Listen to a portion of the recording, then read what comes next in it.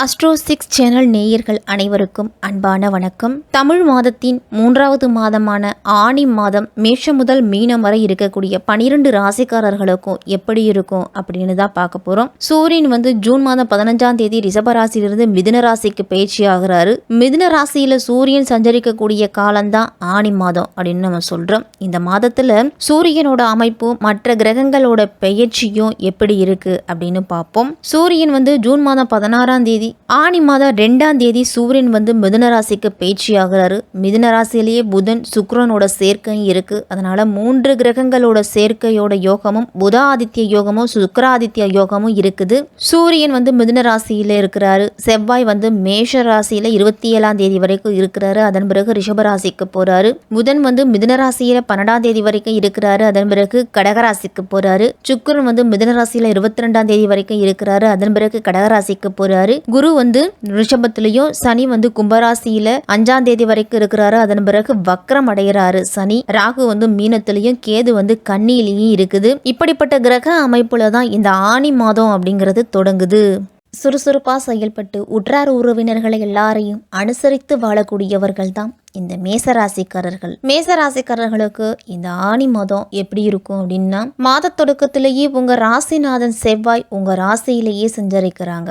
அதனால உடல் ஆரோக்கியம் அப்படிங்கிறது இந்த மாதத்திலிருந்து படிப்படியான முன்னேற்றம் அப்படிங்கிறது உண்டு. எந்த விஷயமா இருந்தாலும் அதில் நம்ம உற்சாகத்தோடு செயல்பட்டா வெற்றி அப்படிங்கிறது கிடைக்கும். உடன்பிறப்புகளோடு இருந்துட்டு வந்த மனக்கசப்புகள் எல்லாமே மாறி ஒரு சுமூகமான உறவு அப்படிங்கிறது இனிமேல் இருக்க போகுது. மேசராசிக்காரர்களுக்கு லாபஸ்தானத்துல சனி அப்படிங்கிறது இருக்கிறாரு. அதனால தொழில்ல கொஞ்சம் கூடுதலா கண்காணிப்பு அப்படிங்கிறது இருக்கணும். அப்படி இருந்தா லாபம் அப்படிங்கிறது உண்டு. சனி வக்கரமும் அடைகிறாரு இந்த மாதம் ஆனி மாதத்துல. அதனால அதிக விரயம் அப்படிங்கிறது வரலாம். வருமானத்துல ஒரு சில நேரத்துல தடுமாற்றம் தயக்கம் இதெல்லாம் வரும். கூடுதல் கவனத்தோடு இருக்கிறது நல்லது. சனி வக்கரம் அப்படிங்கிறது ஆனி மாதம் 5ஆம் தேதி கும்பராசியில அடைகிறாரு. ராசிக்கு 10, 11 ஆகிய இடங்களுக்கு அதிபதியானவர் சனி. அவர் வக்கரம் பெறும்போது ஒரு சில இடையூறுகள், தொழில பிரச்சனைகள், கூட்டாளிகளோடு கருத்து வேறுபாடு, வேலை செய்யக்கூடிய இடத்துல பிரச்சனை அப்படின்னு வரலாம். சக கூட்டாளிகள் தொழிலிருந்து விலகுவதா சொல்லுவாங்க. அதனால ஒரு சில மனக்கசப்பு, மன போராட்டம் இதெல்லாமே வரும். பெற்றோரோட உடல் ஆரோக்கியத்திலையும் கூடுதல் கவனத்தோடு இருக்கிறது நல்லது. வெளிநாட்டிலிருந்து வரக்கூடிய தகவல் எல்லாமே உங்களுக்கு தாமதமா சேரும். சின்ன விஷயமா இருந்தா கூட அதுக்கு நீங்க அதிக அலைச்சல் அப்படிங்கிறது இருக்கும். எளிதா முடியக்கூடிய காரியம் கூட இழுபறியில தான் முடியும். அதே மாதிரி எந்த காரியமா இருந்தாலும் போராடி வெற்றி பெறக்கூடிய சூழ்நிலை தான் ஆனி மாதம் அப்படிங்கிறது கிடைக்க போகுது. மேசராசிக்காரர்களுக்கு வேலை செய்ய இடத்துலலாம் உங்களோட ஒரு பொறுப்பை ஒப்படைச்சிட்டா அந்த பொறுப்பை தட்டி கழிக்காம குறிச்ச நேரத்துக்குள்ள அதை செய்து முடிக்கணும். மற்றவர்களிடத்துல கொடுக்க வேண்டாம். சனிக்கிழமை தோறும் விரதம் இருந்து சனி பகவானை வழிபட்டுட்டு வாங்க. மற்றவர்களுக்கு பணம் வாங்கி கொடுக்கும் முன்பு யோசித்து செயல்படணும். அதனால பொருளாதார பற்றாக்குறையை சமாளிக்க வேண்டிய சூழ்நிலை அப்படிங்கிறது வரலாம். ராசிக்கு 3ஆம் இடத்துல சஞ்சரித்துட்டு வந்த புதன் ஆனி மாதம் 12ஆம் தேதி சுகஸ்தானத்துக்கு போறாரு. உங்க ராசிக்கு 3க்கும் 6க்கும் அதிபதியானவர் புதன். புதன் சுகஸ்தானத்துல இருக்கும் பொழுது பொருளாதார ரீதியான தேவைகளை பூர்த்தி செய்யற அளவுக்கு உங்களுக்கு பொருளாதாரம் அப்படிங்கிறது இருக்கும். இடம் பூமி சம்பந்தப்பட்ட வகையிலெல்லாம் வழக்குகள் அப்படிங்கிறது இருந்துச்சு அப்படின்னா இந்த மாதத்துல உங்களுக்கு சாதகமா முடியலாம். தாயால நல்ல ஆதாயம் அப்படிங்கிறது உண்டு. பழைய வாகனங்களை எல்லாம் அதிகமாக பழுது வைக்குது, செலவு வந்துக்கிட்டே இருக்கு. இதை கொடுத்துட்டு புதிய வாகனம் வாங்கலாமா அப்படின்னு யோசனை செஞ்சுட்டு இருந்தவங்களுக்கு ஒரு நல்ல வழி இந்த மாதத்துல கிடைக்க போகுது. உத்தியோகத்திலாம் உயரதிகாரிகளோட கெடுபிடி அப்படிங்கிறது இனிமேல் குறையும் சற்று உங்களுக்கு. அவர்களே உங்களுடைய முன்னேற்றத்திற்கும் வழிவகுத்து கொடுப்பாங்க. ஆனி மாதம் 23ஆம் தேதி கடகராசிக்கு சுக்கிரன் போறாரு.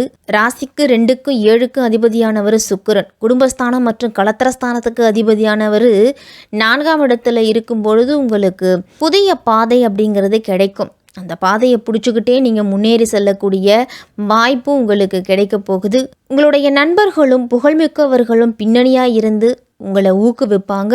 வெளிநாட்டிலிருந்து உங்களுக்கு நல்ல நிறுவனத்திலிருந்து அழைப்புகள் அப்படிங்கிறது ஆனி மாதம் 23ஆம் தேதிக்கு பிறகு கிடைக்கும். மேசராசிக்காரர்களுக்கெல்லாம் ஆனி மாதம் 27ஆம் தேதி ராசிநாதன் செவ்வாய் வந்து ரிஷப ராசிக்கு போகிறாரு. தனஸ்தானத்துக்கு செல்லும் இந்த நேரத்தில் தனவரவு அப்படிங்கிறது தாராளமாக கிடைக்கும் மாதத்தின் கடைசியில். அதனால் நினச்ச காரியத்தை நினச்ச நேரத்தில் செய்து முடிக்க போகிறீங்க.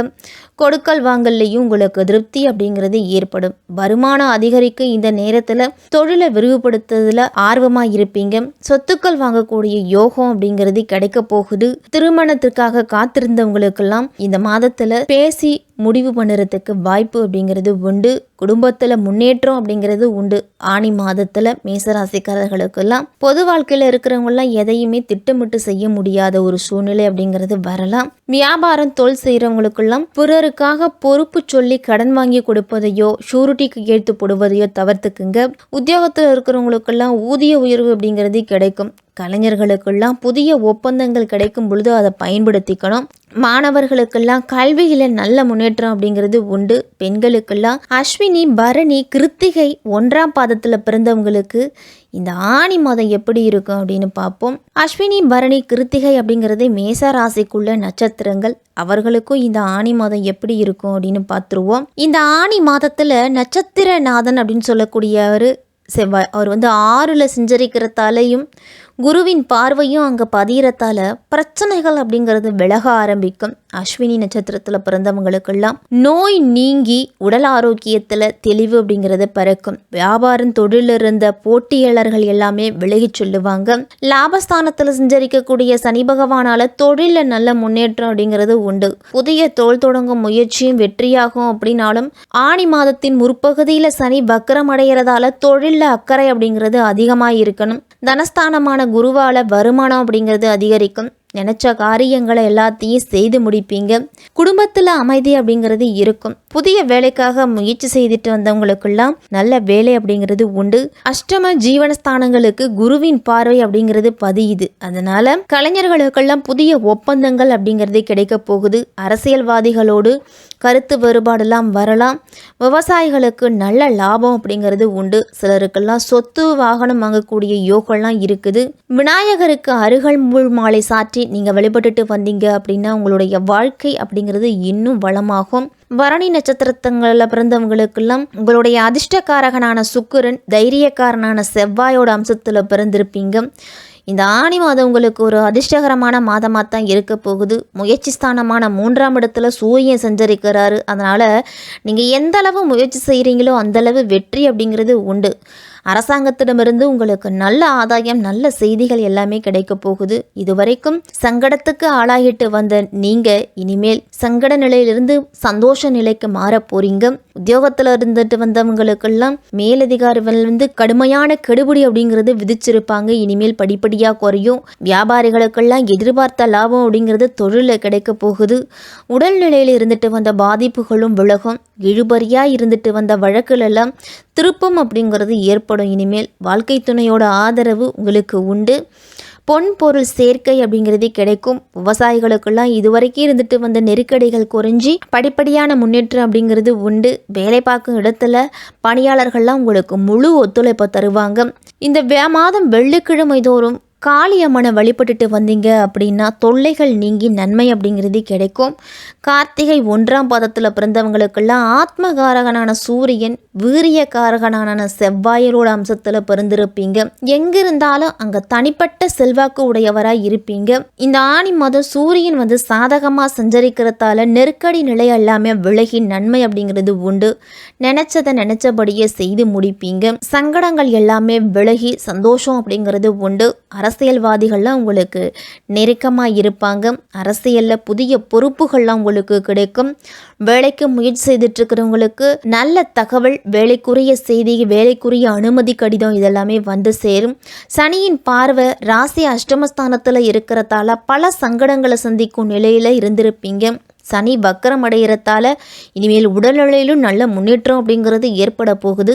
6ஆம் இடத்துல குரு பகவானோட பார்வையும் அங்கே கேதுவும் சஞ்சரிக்கிறதால ஆரோக்கியம் அப்படிங்கிறது சிறப்பாகவே இருக்கும். துணிச்சலாக எந்த காரியத்திலையும் ஈடுபடுவீங்க.